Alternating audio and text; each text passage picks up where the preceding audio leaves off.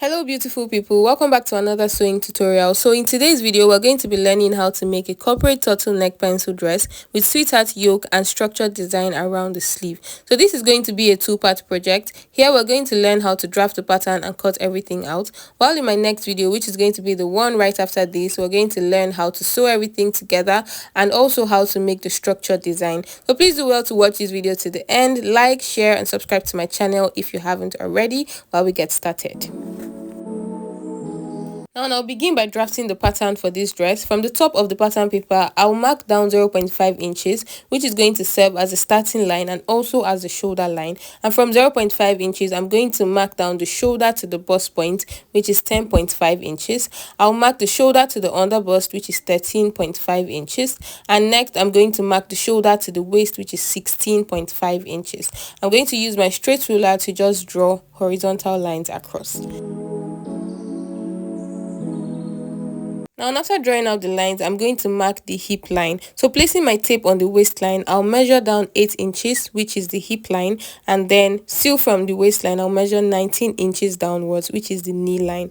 Now, the full length of this is 46 inches, the full length of this dress. So from the shoulder to the waistline is 16.5 inches. And from the waistline downwards is 29.5 inches. Now, this paper is not enough to take the full length of this dress. So I'm going to measure the full length of the dress on the fabric directly. Now moving back to the starting line, I'm going to measure the shoulder to shoulder measurement divided by 2, which is 7 inches in this case. And from that point, I'm going to mark down 7.5 inches, which is the chest line. So the chest line is the bust circumference divided by 6 plus 1.5. That's how I got 7.5 inches. I'm going to connect the points together this way, and then all the lines I've drawn out, I have my starting line, I have the chest line, the bust point line, the under bust line, waistline, hip line here, and I have the knee line. And the full length is not available here because the paper is not long enough. Now still moving back to the top, I'm going to measure the neck width and neck depth. So in this case, because it's going to be a turtleneck, I'll be using a neck width of 2.5 inches and a neck depth of 2.5 inches. So when cutting out a turtleneck, you have to make sure that your neck opening is not too wide. I'll use my curve ruler to connect the points together. I'm moving over to the shoulder line. I'll come downwards by 1 inch and I'll connect it to the neck width for the shoulder slope. Now I'm going to mark the midpoint from the shoulder slope to the chest line, and I'll go inwards by 0.75 inches. And on the chest line, I'll mark the bust circumference divided by 4. I'll connect the points together to form my armhole curve. Now I'm going to go over to the bust point line and I'll mark the bust span measurement divided by 2. So I'm working with 3.75 inches in this case. I'm going to mark that on the bust point line, under bust line, waistline and the hip line. Now on the waistline, I'll go outwards by 1/2 inch and I'll connect it to the bust point line. So here I'm using just a regular dart. The under bust line I included here is not really necessary because it's doing little to nothing for this pattern. Now to take the body circumference measurement, on the chest line, I'll mark the bust circumference divided by 4 and I'll add a little over 1 inch for sewing allowance. That's about 1.25 inches. I'll mark the same thing on the bust point line. On the waistline, I'll mark the waist circumference divided by 4. I'll replace the dart intake of 1 inch and I'll add 1.25 for sewing allowance. On the hip line as well, I'll mark the hip circumference divided by 4 and add 1.25 inches for sewing allowance. And to mark the knee circumference, I'll just take the entire measurement on the hip line, which is about 12 inches. I'll mark the exact thing on the knee line, and then I'm going to go inwards from that measurement by 1.5 inches. So I'm taking 1.5 inches off the measurement of the hip line. That's what I'm going to mark on the knee. So after marking that, I'll use my curve ruler to just connect the points from the chest line to the waistline, from the waistline to the hip line, and from the hip line downwards to the knee. And then from the knee, I'm just going to take it straight down to the end. I'm also going to include the side dart to this dress, and to get the measurement for that, I'll measure the shoulder to waist in front, which is 16.5 inches, and the shoulder to waist behind, which is 14.5 inches. Now if I subtract 16.5 minus 14.5, I have 2 inches. So 2 inches is going to be my side dart measurement. So on the bust point line, I'll go downwards by 2 inches and I'll connect that point to the bust span measurement, still on the bust point line, so where all the darts are meeting. Now I'm going to extend the chest line straight to the middle of the pattern paper. So this chest line is going to be where the sweetheart design would stop. I will mark the midpoint of the armhole and I'll use my curve ruler to just curve from the midpoint of that armhole to the chest line, just at the midpoint of the paper. So here I have drawn out the sweetheart design. So I have three parts of my paper here. I have the yoke, which I've labeled there. Here I have the top and I have the skirt part. Of course, I'm going to slash through the waist to divide the top from the skirt. But before I do that, I'll close the side dart from the side to the bust span measurement. I'll just use my pins to secure it for now because I'll open it up later. And after closing it, there's going to be some shortage. So I'll use my curve ruler to just replace the shortage, still from the chest line to the waist this way. And after doing that, I go ahead and cut everything out. I'll cut out the neckline, the shoulders, the armhole, the sides, all the way to the end, and then I'll slash the waistline, dividing the top part from the skirt part. After slashing, I'll close the dart because I don't want to sew this dart on the fabric, so I'll close it here on the paper. It's still going to give the effect of sewing the dart on the fabric. So I'm just using my pins to close the dart by placing one of the dart lines over the other. I'm also going to close the dart on the top part. So I'll first of all open up the side darts. So for the side darts, I'll be sewing it on the fabric. So I'm going to close this other dart by just picking one of the dart lines this way and placing it over the other. So from the bust point line all the way to the waistline. Then I'll use my pins to just hold it down. So this is it after I've closed the dart. Now I'll go ahead and cut off the yoke, separating the yoke from the top. And these are all the pieces I have for the front. I have the yoke, I have the top and the skirt. Now I'll proceed to draft the back pattern. I'm placing a fresh pattern paper. I'll go inwards from the mid back. So this edge is the middle of the back. I'll go in by 1.25 inches, which is going to serve as the zipper allowance. I'll draw a straight line downwards. From the top of the paper, I'll come down by 0.5 inches to serve as a starting line. And from that point, I'll mark the shoulder to bust point of 10.5 inches and shoulder to waist of 14.5 inches. And from the waistline, I'm going to come downwards by 8 inches, which is the hip line, and then 19 inches, which is the waist to knee line. And I'm going to draw horizontal lines across this way. And the major differences between the back and the front is the zipper allowance. The shoulder to waist behind is different from the shoulder to waist in front, and there is no under bust line at the back. Now I'm going to mark the shoulder to shoulder measurement at the back on the starting line, and then I'll come down by the shoulder to chest line, which is 7.5 inches. I'll just connect all the points this way and I'll proceed to label all the lines. I have the starting line, chest line, bust point, waistline, hip line, knee line, and I don't have the full length here. I'm also going to label the zipper allowance.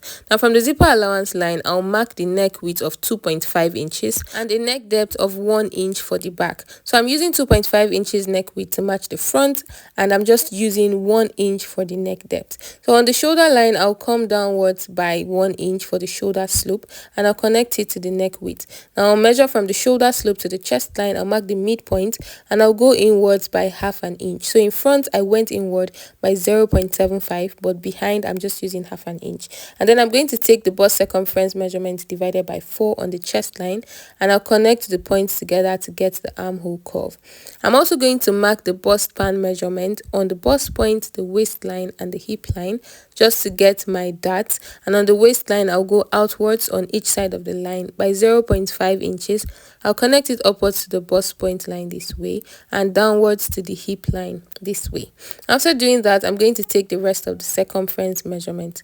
On the chest line, the bust circumference divided by 4, and I'll add 1.25 inches for sewing allowance, just like I did for the front. On the waistline, I'll also replace the dart intake of 1 inch, and then I'll add 1.25 inches for allowance. On the hip line as well, I'll mark the hip circumference divided by 4, and I'll add 1.25 inches. So note that all these measurements are starting from the zipper allowance line. Now moving over to the knee line, the same thing I did in front. I'll take the entire measurement of the hip line, I'll mark it on the knee line, and I'll go inwards by 1.5 inches. And then I'm going to use my ruler to just connect all the points together from chest line to waistline, and then turning the ruler over from the waistline to the hip line, and from the hip line downwards to the 1.5 inches inward on the knee line, and straight down to the end. So there was a little mistake here, so I'm just cancelling off the other line so you don't be confused. And I'll proceed to take off zip bulge. So on the zipper allowance line on the waistline, I'll go inwards by half an inch, and I'll just slant it to the neck depth at the top.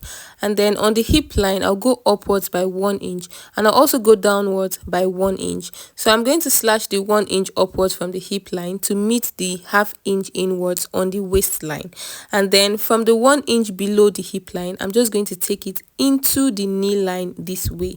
I hope you understand, so please just watch what I did there.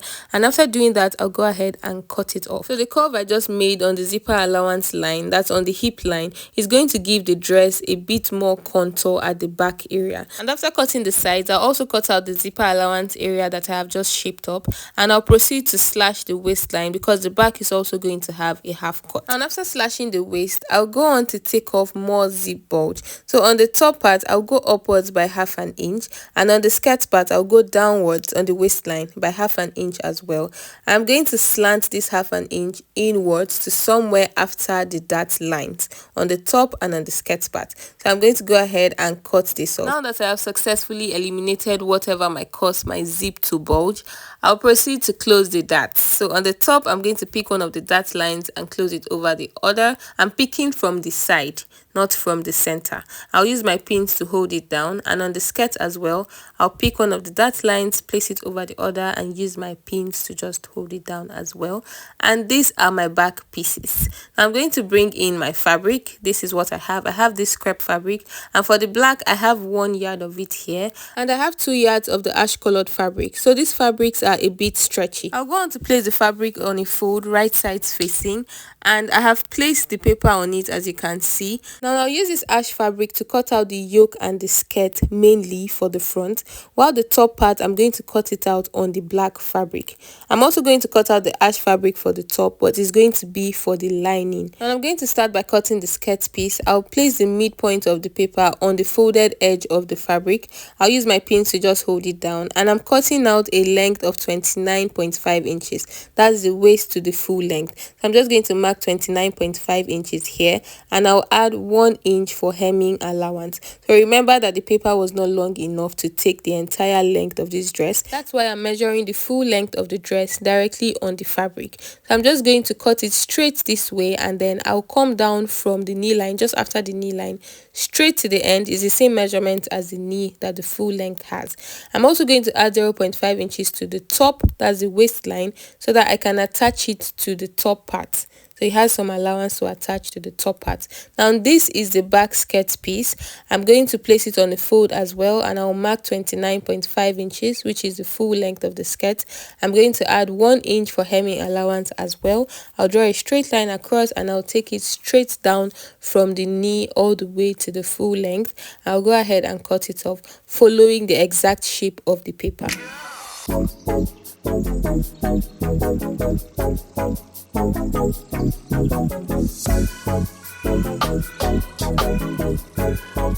Now I'm done cutting it out. You can see that the back pieces are 2 separate pieces. Now I'll proceed to start cutting the top. So I'll place the fabric on the fold again, and I'll place the yoke on the folded edge of the fabric because it's going to be one piece. I'm also going to place this top part, which I'm going to use to cut out the lining for the black fabric. I used my pins to make it stable. I also placed the back pattern as well so that I can cut everything out. So I'm adding allowance all around 0.5 inches to the neck area, the armhole, and the lower part. I'm not adding any allowance to the side. So for the back as well, I'm adding allowance around the neck, the shoulders, the armhole, and the lower part. No allowance to the side. I'm going to go ahead and slash the back open at the midpoint.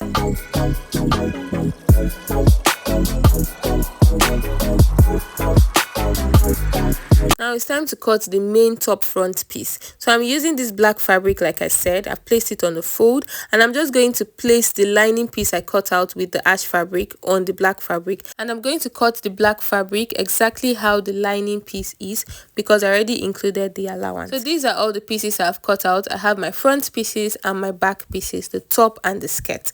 And this is everything for this part of this video. And in the second part, I'll be sharing the sewing tutorial, how to cut out the turtleneck, and also how to make the structured design around the sleeve. Thank you guys so much for watching this video up to this point. I hope to see you in the next one. Bye.